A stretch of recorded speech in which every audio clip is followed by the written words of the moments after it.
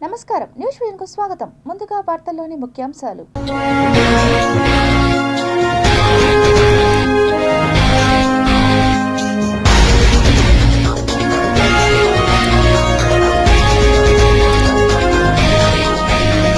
తాబేళ్లతో గూఢచర్యం, China సముద్రంలో రహస్య యుద్ధం.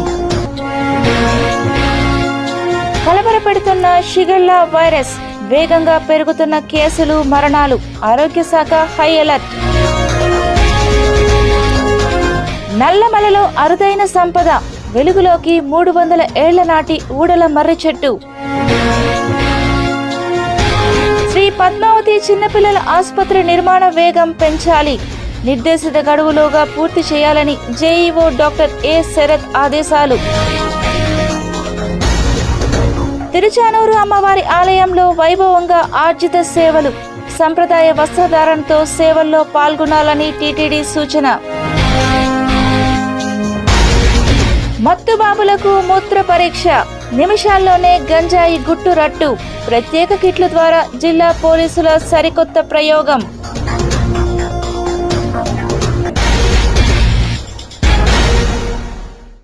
మామిడి రైతుల కోసం ప్రభుత్వం చర్యలు చేపట్టిందని, రైతులు ఆందోళన చెందాల్సిన అవసరం లేదని జిల్లా కలెక్టర్ వెంకటేశ్వర్ అన్నారు.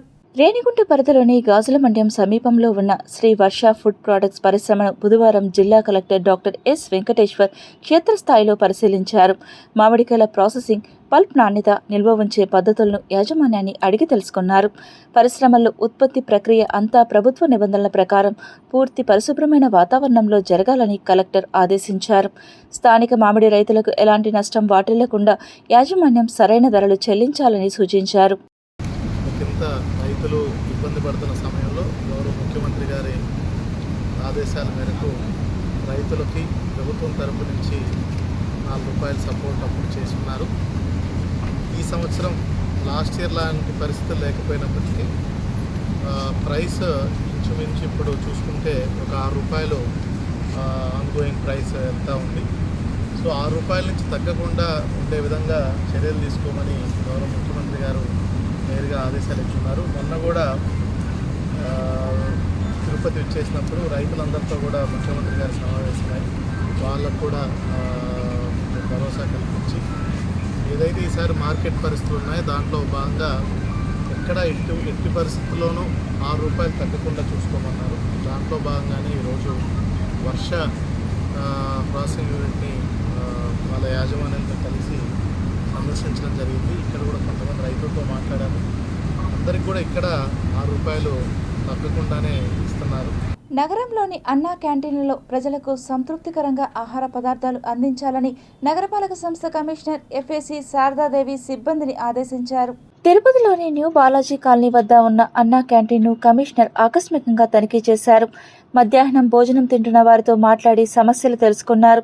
ఈ సందర్భంగా కమిషనర్ మాట్లాడుతూ అన్నా క్యాంటీన్లకు వచ్చే ప్రజలకు సరిపడినంత ఆహార పదార్థాలను అందించాలని సూచించారు.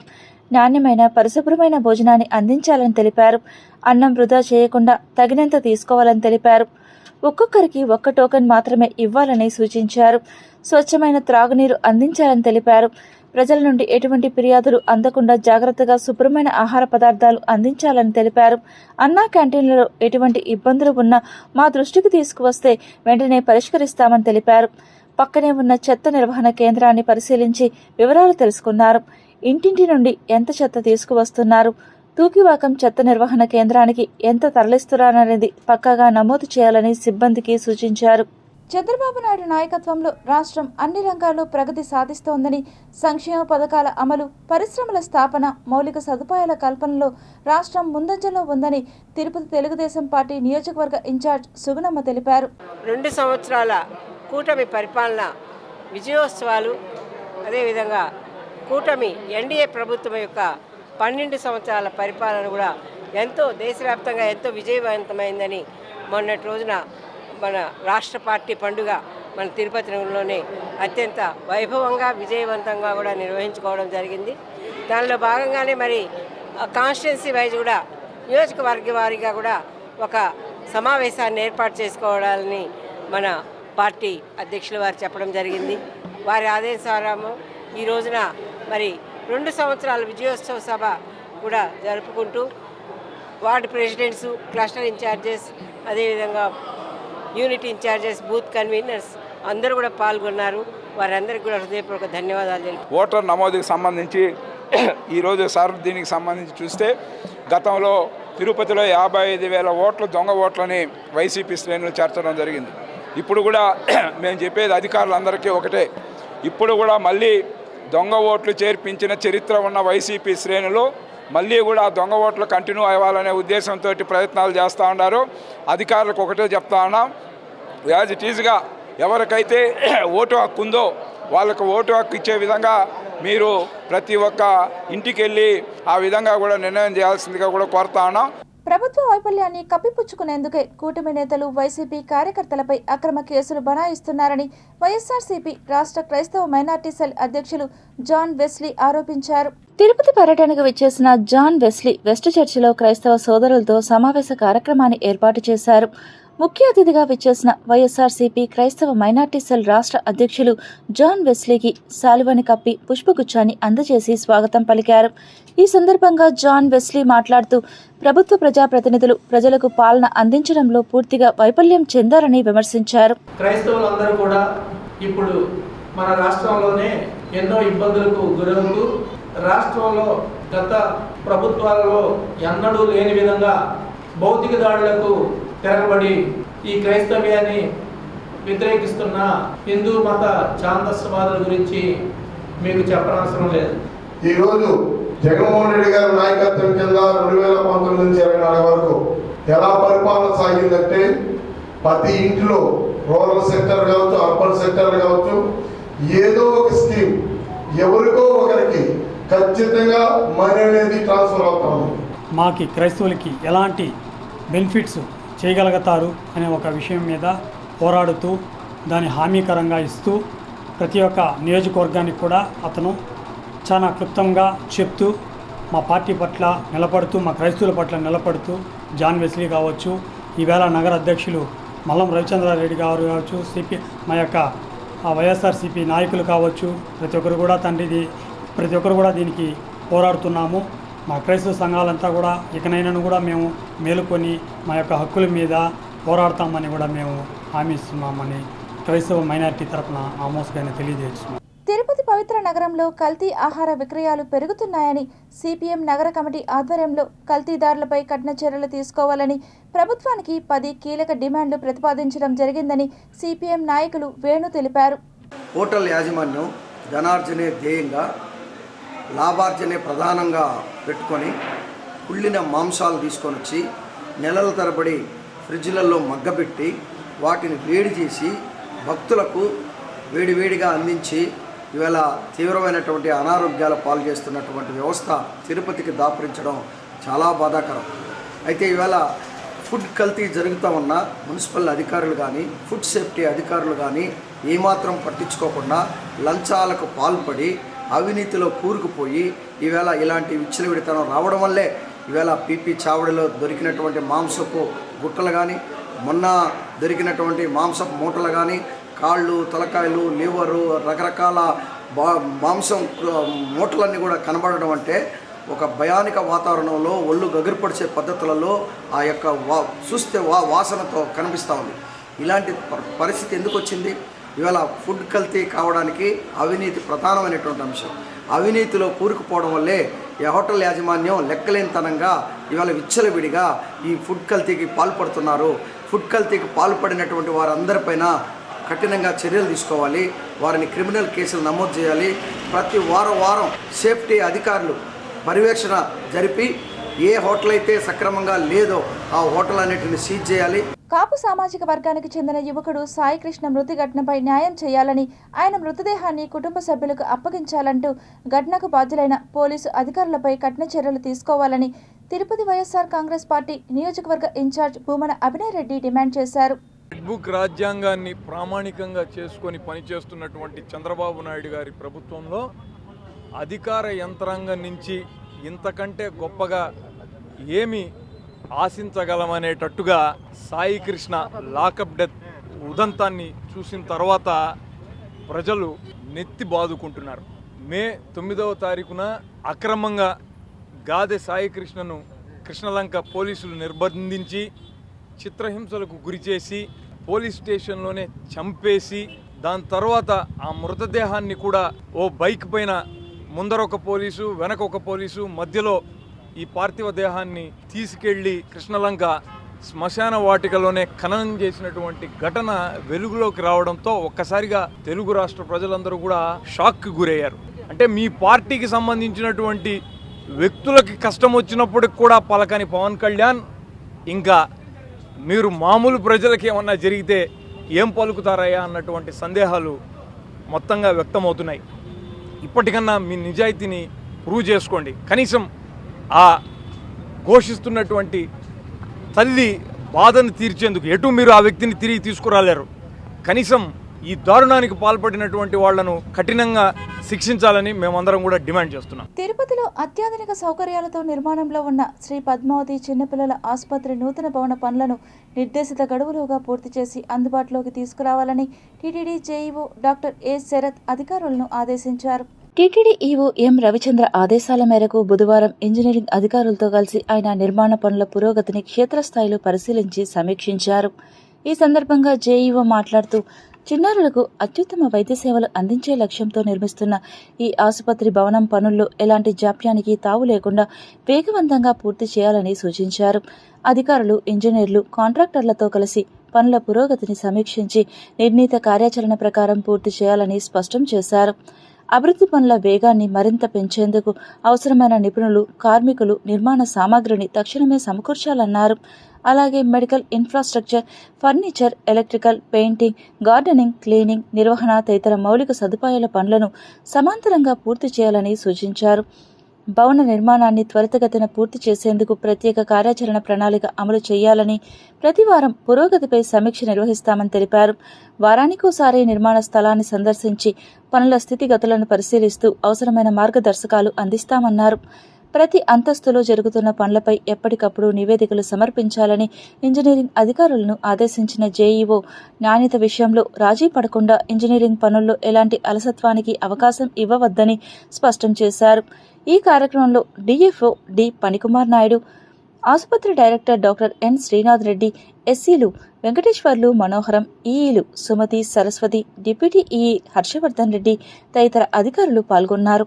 తిరుపతి పవిత్రతను మంట కలపకండని రాజకీయ పార్టీల నాయకులకు బీజేపీ నవీన్ విజ్ఞప్తి చేశారు. ప్రపంచ ప్రఖ్యాతిగాంచిన పవిత్ర పుణ్యక్షేత్రమైనటువంటి తిరుపతి ఆధ్యాత్మిక నగరంలో గత 4 రోజుల క్రితం కుళ్ళిన మాంసాన్ని నగరపాలక సంస్థ అధికారులు తనిఖీలు చేసి పట్టుకున్నామని చెప్పని మీడియా ద్వారా, సోషల్ మీడియా ద్వారా బయటికి రావడంతో ఒక్కసారి తిరుపతి ప్రజలే కాకుండా సుదూర ప్రాంతాల నుంచి తిరుపతికి పోయిన వాళ్ళంతా కూడా ఒక్కసారి ఆందోళన చెందారండి. నేను ఒకటే విజ్ఞప్తి చేస్తున్నా, దీన్ని ఆసరాగా చేసుకొని తిరుపతిలోని అధికార ప్రతిపక్ష పార్టీల నాయకులు ఒకరి మీద ఒకరు దుమ్మెత్తి పోసుకుంటూ వీళ్ళమ్మారు వాళ్ళమ్మారు అని చెప్పని సోషల్ మీడియాలో పెడుతున్నారు. దీనివల్ల తిరుపతి పరపతి మంట కలిసిపోతుంది. మీకు ఏదైనా ఆధారాలుంటే అధికారులకు, ఉన్నతాధికారుల దృష్టికి తీసుకెళ్ళండి, పలాని వాళ్ళు అమ్ముతున్నారని చెప్పని సాక్ష్యాలతో సహా మీరు అందించినట్లయితే వాళ్ళ మీద కఠినంగా చర్యలు తీసుకోవాలని తిరుపతి నగర ప్రజలందరూ కూడా పార్టీలకు అతీతంగా మేమంతా కూడా కోరుకుంటున్నాం. నేను జిల్లా కలెక్టర్ గారిని కూడా నేరుగా కలిసి విజ్ఞప్తి చేస్తాను.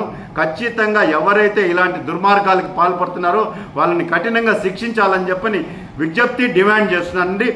ఈ రాజకీయ పార్టీ నాయకులకు కూడా విజ్ఞప్తి చేస్తున్నా, మీ దగ్గర ఆధారాలు ఉంటే ఉన్నతాధికారుల దృష్టికి తీసుకెళ్ళి ఇలాంటివి మన తిరుపతిలో జరగకుండా మన తిరుపతి పవిత్రతను కాపాడండి అని చెప్పి నేను విజ్ఞప్తి చేస్తున్నాను. రేణిగుంట మండలం వెదుల చెరువు గ్రామంలో ఎస్ఐఆర్ స్పెషల్ ఇంటెన్సివ్ రివిజన్ పై ఇంటింటి ఓటర్ జాబితాను స్వయంగా పరిశీలించారు జిల్లా కలెక్టర్ డాక్టర్ ఎస్ వెంకటేశ్వర్.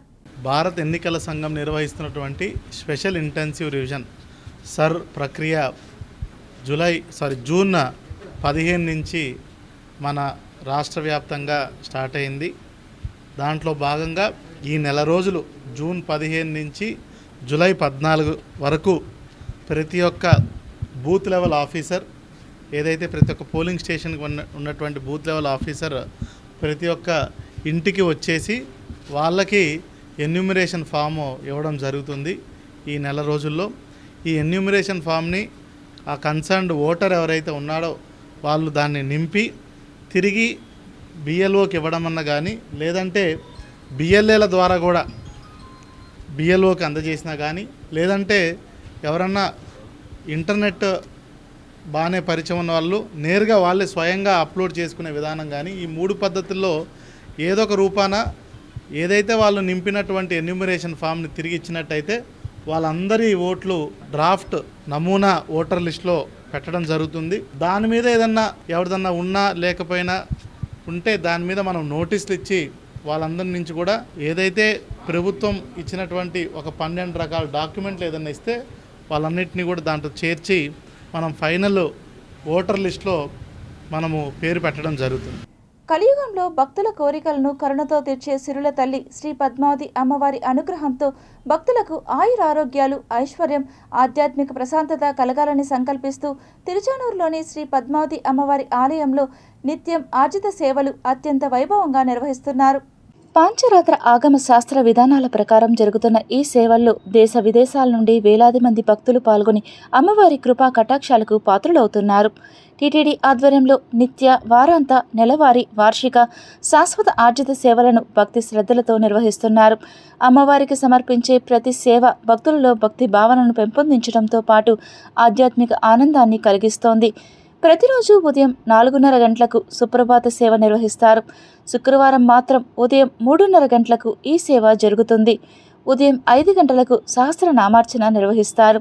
శుక్రవారం ఉదయం 4 గంటలకు ఈ సేవ ఉంటుంది. ప్రతిరోజు ఉదయం 10 గంటలకు శ్రీ పద్మావతి అమ్మవారి కళ్యాణోత్సవం వైభవంగా నిర్వహిస్తారు. మధ్యాహ్నం 3 గంటల నుండి 4 గంటల వరకు కుంకుమార్చన సేవ నిర్వహిస్తారు. సాయంత్రం 5 గంటల నుండి 6 గంటల వరకు సహస్ర దీపాలంకార సేవ జరుగుతుంది. ప్రతిరోజు రాత్రి 9:30 ఏకాంత సేవ నిర్వహిస్తారు. శుక్రవారం మాత్రం రాత్రి 9:45 ఈ సేవ ఉంటుంది. ఆలయంలోని వేద ఆశీర్వచన మండపంలో ఉదయం 9 గంటల నుండి సాయంత్రం 5 గంటల వరకు వేద ఆశీర్వచనం కార్యక్రమం నిర్వహిస్తారు. ప్రతిరోజు ఉదయం 11:30 గంటల నుండి మధ్యాహ్నం 12 గంటల వరకు విఐపి బ్రేక్ దర్శనం ఉంటుంది. ప్రతి సోమవారం ఉదయం 7 గంటలకు అష్టదళ పాద పద్మారాధన సేవ నిర్వహిస్తారు. ప్రతి గురువారం ఉదయం 7 గంటలకు తిరుప్పావడ సేవ జరుగుతుంది. ప్రతి శుక్రవారం ఉదయం 5:30 వస్త్రాలంకరణ సేవ, అనంతరం అభిషేకం నిర్వహిస్తారు. ఉదయం 7 గంటలకు అభిషేకానంతరం దర్శనం కల్పిస్తారు. అదే రోజు ఉదయం 9:30 లక్ష్మీ పూజ నిర్వహిస్తారు. ప్రతి శనివారం ఉదయం 7:30 పుష్పాంజలి సేవ జరుగుతుంది. ప్రతి నెల మొదటి బుధవారం ఉదయం 7 గంటలకు అష్టోత్తర శత కలశాభిషేకం నిర్వహిస్తారు. ప్రతి ఏడాది మే నెలలో వార్షిక వసంతోత్సవాలు, సెప్టెంబర్ నెలలో పవిత్రోత్సవాలు నిర్వహిస్తారు. నవంబర్ నెలలో జరిగే వార్షిక బ్రహ్మోత్సవాల్లో అంకురార్పణ రోజున లక్ష కుంకుమార్చన, మరుసటి రోజు పుష్పయాగం వైభవంగా జరుగుతాయి. ఆగస్టు లేదా సెప్టెంబర్ నెలలో వరలక్ష్మి వ్రతం నిర్వహిస్తారు. శాశ్వత సేవలలో భాగంగా నిత్య అర్చన, ఉంజల్ సేవలను భక్తులు కోరిన రోజున నిర్వహించి ఇద్దరికి దర్శన భాగ్యం కల్పిస్తారు. అదేవిధంగా శ్రీ పద్మావతి అమ్మవారి ఆలయానికి అనుబంధంగా ఉన్న శ్రీ శ్రీనివాస స్వామివారి ఆలయంలో ప్రతి శనివారం ఉదయం, అలాగే శ్రీ సూర్యనారాయణ స్వామివారి ఆలయంలో ప్రతి ఆదివారం ఉదయం అభిషేక సేవలు శాస్త్రోక్తంగా నిర్వహిస్తారు. ఆర్జిత సేవల టికెట్లను టీటీడీ అధికారిక వెబ్సైట్ https:/ttdevastanams.ap.gov.in ఆన్లైన్ బుకింగ్ ద్వారా కూడా సేవా టికెట్లను పొందవచ్చు. ఆర్జిత సేవల్లో పాల్గొనే భక్తులు సాంప్రదాయ వస్త్రధారణతో సేవ సమయానికి ముందుగానే ఆలయానికి చేరుకొని టీటీడీ నిబంధనలను పాటించాలని అధికారులు సూచించారు. బీహార్లో శ్రీవారి ఆలయ నిర్మాణానికి 15 ఎకరాల భూమిని కేటాయించారు. ముఖ్యమంత్రి సామ్రాట్ చౌదరికి టీటీడీ చైర్మన్ బిఆర్ నాయుడు కృతజ్ఞతలు తెలియజేశారు. ఉత్తర భారతదేశంలో సనాతన ధర్మ ప్రచారానికి, శ్రీవారి భక్తులకు ఆధ్యాత్మిక సేవలను మరింత చేరువ చేయడానికి మరో కీలక అడుగు పడింది. బీహార్ రాజధాని పాట్నా సమీపంలో గంగానది తీరానికి దగ్గరగా జాతీయ రహదారి పక్కన శ్రీవారి ఆలయ నిర్మాణం కోసం బీహార్ ప్రభుత్వం 15 ఎకరాల భూమిని కేటాయించింది. ఈ సందర్భంగా టీటీడీ చైర్మన్ బిఆర్ నాయుడు బీహార్ ముఖ్యమంత్రి సామ్రాట్ చౌదరిని కలిసి కృతజ్ఞతలు తెలిపారు. ముఖ్యమంత్రిని శాలువతో సత్కరించి శ్రీవారి జ్ఞాపికను అందజేశారు. ఈ సమావేశంలో బీహార్ చీఫ్ సెక్రటరీ అమృత్ ప్రత్యయ్ పాల్గొన్నారు. ప్రతిపాదిత ఆలయ ప్రాంగణంలో ప్రధాన దేవాలయంతో పాటు కళ్యాణ మండపం, పుష్కరిణి, యాత్రికుల సౌకర్యాలకు అవసరమైన ఇతర మౌలిక వస్తువులను ఏర్పాటు చేయనున్నారు. భక్తుల అవసరాలను దృష్టిలో ఉంచుకొని నిర్మాణ పనులను వేగవంతంగా పూర్తి చేసే దిశగా చర్యలు చేపట్టనున్నారు. దేశంలోని వివిధ ప్రాంతాల్లో శ్రీవారి ఆలయాల నిర్మాణం ద్వారా సనాతన ధర్మ ప్రచారాన్ని విస్తరించాలనే లక్ష్యంతో టీటీడీ ముందుకు సాగుతోంది. ఈ క్రమంలో అన్ని రాష్ట్ర రాజధానుల్లో శ్రీవారి ఆలయాలను ఏర్పాటు చేయాలనే సంకల్పంతో కార్యాచరణ కొనసాగుతోంది. ఇప్పటికీ అస్సాం రాష్ట్రంలోని గౌహతిలో శ్రీవారి ఆలయ నిర్మాణం కోసం 10 ఎకరాల భూమి కేటాయింపు పూర్తి కాగా ఇప్పుడు బీహార్లోని పాట్నా సమీపంలో ఆలయ నిర్మాణానికి భూమి కేటాయించడం విశేషం. ఉత్తర భారత భక్తులకు తిరుమల శ్రీవారితో అనుబంధాన్ని మరింత పెంచడంతో పాటు ఈ ఆలయం భవిష్యత్తులో ప్రముఖ ఆధ్యాత్మిక కేంద్రంగా అభివృద్ధి చేసేందుకు టీటీడీ ప్రణాళికలు రూపొందిస్తోంది. ఈ నెల 21వ తేదీన తిరుపతిలోని తారకరామ స్టేడియంలో 12వ అంతర్జాతీయ యోగా దినోత్సవ వేడుకలను ఘనంగా నిర్వహించనున్నట్లు జాయింట్ కలెక్టర్ గోవిందరావు తెలిపారు. అంతర్జాతీయ యోగా దినోత్సవాన్ని పురస్కరించుకొని భారీ స్థాయిలో యోగా కార్యక్రమాల నిర్వహణకు అన్ని ఏర్పాట్లు చేస్తున్నట్లు వెల్లడించారు. యోగా ద్వారా శారీరక మానసిక ఆరోగ్యం మెరుగుపడుతుందని పేర్కొంటూ ప్రతి ఒక్కరూ యోగాను దైనందిన జీవితంలో భాగంగా చేసుకోవాలని సూచించారు. ఈ కార్యక్రమంలో విద్యార్థులు, యువత, మహిళలు, ఉద్యోగులు, స్వచ్ఛంద సంస్థల ప్రతినిధులు, ప్రజలు పెద్ద సంఖ్యలో పాల్గొని విజయవంతం చేయాలని కోరారు. అలాగే యోగా దినోత్సవ వేడుకల నిర్వహణలో అన్ని ప్రభుత్వ శాఖలు, అధికారులు, ప్రజాప్రతినిధులు, స్వచ్ఛంద సంస్థలు సమన్వయంతో పనిచేయాలని సూచించారు. జిల్లా ప్రజలందరూ సహకరించి జూన్ 21న జరగనున్న 12వ అంతర్జాతీయ యోగా దినోత్సవ కార్యక్రమాన్ని విజయవంతం చేయాలని జాయింట్ కలెక్టర్ పిలుపునిచ్చారు. అదేవిధంగా ఈరోజు మనం జూన్ 17వ తేదీన ఈ చారిత్రాత్మకమైన కట్టడమైనటువంటి ఈ చంద్రగిరి కోటలో ఈరోజు మనం యోగా కార్యక్రమాన్ని జరుపుకోవడం జరుగుతుంది. దీనికి విచ్చేసిన ప్రతి ఒక్కరికి పేరు పేరున నమస్కారాలు తెలియజేసుకుంటున్నాం. ఇకపోతే యోగా అనేది జీవితంలో ఒక భాగం అవ్వాలి మనకి. ఇది ఆరోగ్య ఆంధ్రప్రదేశ్కి, మన ఆరోగ్యానికి చాలా ఉపయోగపడుతుంది. కాబట్టి నేటి విద్యార్థులే రేపటి భావి భారత పౌరులు. విద్యార్థులకు స్కూల్ స్థాయి నుంచే ఈ యోగా కార్యక్రమం మీద సరైన అవగాహన ఏర్పాటు చేయాలని మనస్ఫూర్తిగా నేను విద్యా సంస్థలకి కోరుకుంటున్నాం. గంజాయి మహమ్మారికి కళ్లెం వేసేందుకు, మత్తు రక్కసి కోరల నుంచి యువతను కాపాడేందుకు తిరుపతి జిల్లా పోలీసులు సరికొత్త వ్యూహానికి పదును పెట్టారు. శ్రీకాళహస్తిలో గంజాయి రహిత సమాజాన్ని నిర్మించాలనే లక్ష్యంతో జిల్లా ఎస్పీ, పోలీసు ఉన్నతాధికారులు తీసుకున్న నిర్ణయం మాదక ద్రవ్యాల వల్ల యువత భవిష్యత్తు నాశనం కాకుండా చూడటంలో పోలీసు యంత్రాంగం కఠినంగా వ్యవహరించడం, గంజాయి లేదా మత్తు పదార్థాలకు వ్యతిరేకంగా పోరాడటం అనేది మనందరి సామాజిక బాధ్యత. మన యువత ఆరోగ్యకరమైన మార్గంలో ఉండాలి అని డీఎస్పీ తెలిపారు. ఈ కార్యక్రమంలో డీఎస్పీ నర్సింగ్మూర్తి, సిఐ తిమ్మప్ప, 1 టౌన్ పోలీసులు, 2 టౌన్ పోలీసులు, అర్బన్ పోలీసులు పాల్గొన్నారు. గంజాయి నిర్మూలించడాన్ని ప్రధాన లక్ష్యంగా చేసుకుంది. రాష్ట్ర పోలీస్ యంత్రాంగం కూడా గంజాయి రహిత సమాజాన్ని నిర్మూలించాలని మేము ప్రధాన లక్ష్యంగా పెట్టుకోవడం, అందులో భాగంగా గౌరవనీయ జిల్లా ఎస్పీ గారు ర్యాండమ్ టెస్టులు చేయాలని ఒక నిర్ణయం తీసుకున్నారు. ఎక్కడైతే గంజాయికి సంబంధించిన అనుమానితులు ఉంటారో వారందరినీ కూడా తీసుకురావడము, ఈ గాంజా కిట్ల ద్వారా ర్యాండమ్ చెకింగ్ చేయడం జరుగుతుంది. ఈ ర్యాండమ్ చెకింగ్ ద్వారా ఎవరైనా పాజిటివ్ వస్తే వాళ్ళ మీద నిఘా ఉంచడం, విచారించడము, మొదటిసారి అయితే వారి మీద కౌన్సిలింగ్ చేయడము, మళ్ళీ రిపీట్ చేస్తూ ఉంటే వారిని విచారించి తదుపరి క్రిమినల్ యాక్షన్ తీసుకోవడం జరుగుతుంది. మీ యొక్క వివరాలు ఎవరు కూడా మేము ఎవరికి చెప్పడం జరగదు, సీక్రెట్గా ఉంచడం జరుగుతుంది. కాబట్టి ఎవరికి ఎలాంటి ఇబ్బంది ఉండదు. కాబట్టి ప్రజలందరూ కూడా పోలీసులతో సహకరించి గంజాయి రహిత సమాజాన్ని నిర్మూలించడానికి తమ వంతు సహకారం అందించాల్సి కోరుచున్నాను. భక్తులకు ఎలాంటి అసౌకర్యం కలగకుండా స్వామివారి దర్శన భాగ్యం కల్పించేందుకు అన్ని చర్యలు తీసుకుంటున్నట్లు ఆలయ చైర్మన్ మణినాయుడు, ఈవో పెంచల కిషోర్ వెల్లడించారు.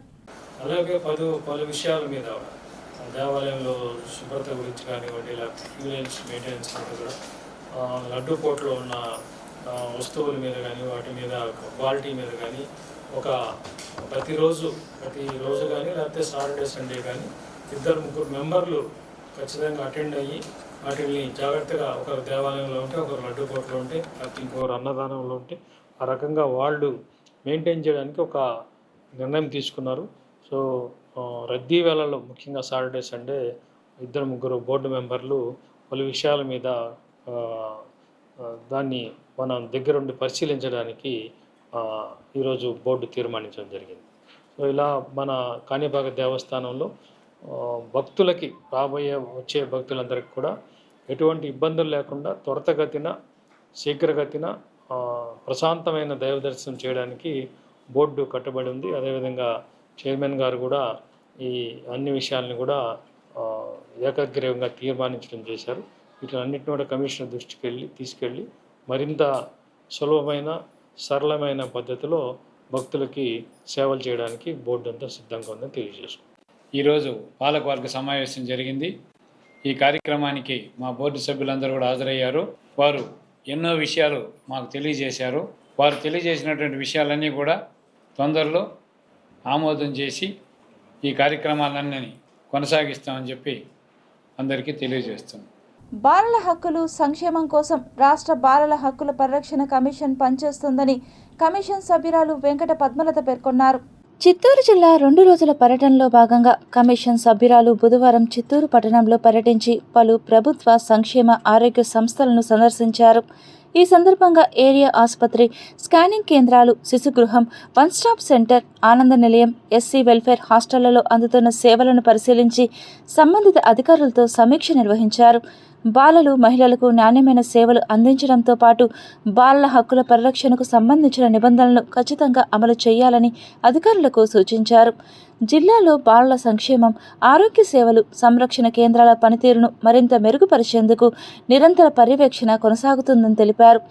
అనంతరం డాక్టర్ బిఆర్ అంబేద్కర్ బాలికల గురుకుల పాఠశాలను సందర్శించిన ఆమె విద్యార్థులకు అందుతున్న విద్య, వసతి మరియు ఇతర సౌకర్యాలను పరిశీలించారు. విద్యార్థులతో ముచ్చటిస్తూ వారిలో అవగాహన పెంపొందించేందుకు కమిషన్ నిరంతరం కృషి చేస్తుందని తెలిపారు. ప్రతి బాలుడి, బాలికలో ఉన్న ప్రతిభను గుర్తించి వారి శక్తి సామర్థ్యాలను పెంపొందించడం సమాజం బాధ్యత అని పేర్కొన్నారు. పిల్లల అవసరాలు, వారికి ప్రభుత్వం ద్వారా అందవలసిన హక్కులు చేరేలా తన వంతు కృషి చేస్తానని హామీ ఇచ్చారు. నిజాయితీ, క్రమశిక్షణతో జీవిస్తూ ఇతరుల మనోభావాలను గౌరవిస్తూ ఉన్నత స్థాయికి ఎదగాలని విద్యార్థులకు సూచించారు. ఇంటర్నెట్ వినియోగాన్ని సద్వినియోగం చేసుకొని మంచి మార్గంలో జీవితాన్ని తీర్చిదిద్దుకోవాలని విద్యార్థులకు సూచించారు. ఈనాటి బాలలే రేపటి భవిష్యత్ తరానికి అమూల్యమైన ఆస్తి అని ఆమె పేర్కొన్నారు. ఈ కార్యక్రమంలో D Venkateswari, PD ICDS, Nirmala, జిల్లా మిషన్ కోఆర్డినేటర్, సుబ్రహ్మణ్యం, జిల్లా బాలల సంరక్షణ అధికారి, సంబంధిత శాఖల అధికారులు, సంస్థల నిర్వాహకులు, సిబ్బంది పాల్గొన్నారు. ఎస్ఆర్పురం మండలంలో నకిలీ పత్రాలు సృష్టించి భూమి రిజిస్ట్రేషన్కు పాల్పడిన 2 వ్యక్తులను పోలీసులు అరెస్టు చేసి రిమాండ్కు తరలించారు. పోలీసుల వివరాల ప్రకారం ఎస్ఆర్పురం గ్రామానికి చెందిన తులసిరాం ఇంటి స్థలాన్ని రిజిస్ట్రేషన్ చేయించుకునేందుకు రెవెన్యూ శాఖ జారీ చేసినట్టుగా నకిలీ అనుభవ ధృవీకరణ పత్రాన్ని సృష్టించి త్యాగరాజు పేరుపై రిజిస్ట్రేషన్ చేసినట్లు గుర్తించారు. ఈ విషయం తెలుసుకున్న ఎస్ఆర్పురం తహసీల్దార్ పోలీసులకు ఫిర్యాదు చేయడంతో కేసు నమోదు చేశారు. దర్యాప్తులో భాగంగా కార్వేటి నగరం మండలానికి చెందిన లవకుమార్, ఎస్ఆర్పురం మండలం వడ్డీపల్లి గ్రామానికి చెందిన యోగానంద్ అలియాస్ ఉమాపతిని జూన్ 15న అరెస్టు చేశారు. వారి వద్ద నుంచి నకిలీ పత్రాలతో పాటు వివిధ మండలాలకు చెందిన రెవెన్యూ తహసీల్దార్లు, పంచాయతీ కార్యదర్శుల పేరిట తయారు చేసిన సుమారు 18 నకిలీ సీల్స్లను స్వాధీనం చేసుకున్నారు. అనంతరం నిందితులను కోర్టులో హాజరుపరచగా రిమాండ్ విధించారు. ఈ వ్యవహారంలో మరెవరైనా ప్రమేయం ఉన్నారా అనే కోణంలో పోలీసులు దర్యాప్తు కొనసాగిస్తున్నారు. ఈ సందర్భంగా కార్వేటి నగరం సిఐ మాట్లాడుతూ నకిలీ పత్రాల తయారీ, వినియోగం వంటి అక్రమాలకు పాల్పడే వారిపై కఠిన చర్యలు తీసుకుంటామని హెచ్చరించారు. Tirupati bullion gold jewellery and seller merchants association సమాచారం మేరకు తిరుపతి లోకల్ బులియన్ మార్కెట్లో బంగారం, వెండి ధరలు ఇలా ఉంటాయి. 24 క్యారెట్ల బంగారం 10 గ్రాముల ధర 1,55,200 రూపాయలు. 22 క్యారెట్ల బంగారం 1 గ్రాము ధర 13,877 రూపాయలు. వెండి 1 కేజీ ధర 2,55,100 రూపాయలు. రీటైల్ వెండి 1 గ్రాము ధర 260 రూపాయల 10 పైసలుగా ఉంటుంది. వార్తలు ముగించే ముందు ముఖ్యాంశాలు మరోసారి చూద్దాం.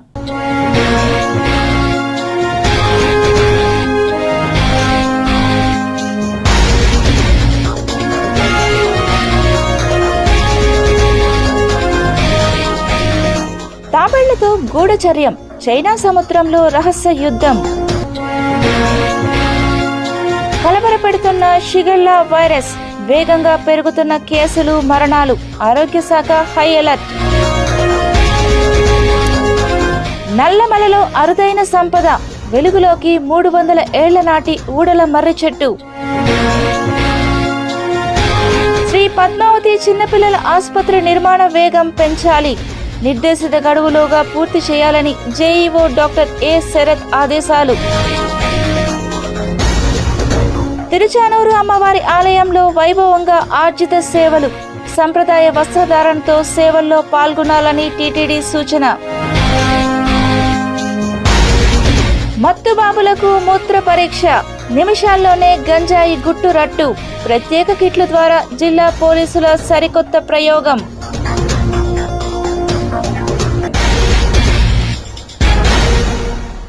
ఈ వార్తలు ఇంతటితో సమాప్తం. సమగ్ర సమాచారంతో నెక్స్ట్ విషయంలో మళ్ళీ కలుద్దాం. అంతవరకు సెలవు. నమస్కారం.